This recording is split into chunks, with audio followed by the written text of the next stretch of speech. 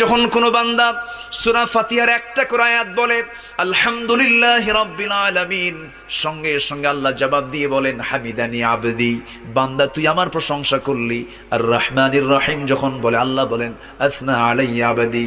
মালিক ইয়াউমিদ্দিন যখন বলে আল্লাহ বলেন মাজ্জাদানি আবদি।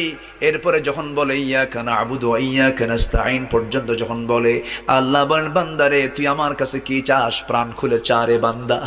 ইহদিনাস সিরাতাল মুস্তাকিম থেকে শুরু করে নিয়া ওয়ালাদ-দাল্লিন পর্যন্ত যখন বান্দা বলে তখন আল্লাহ বলেন বান্দা নামাজের মধ্যে এমন প্রেমের খেলা খেললি বান্দা, তুই যা চাইলি সব আমি আল্লাহ কবুল করলাম।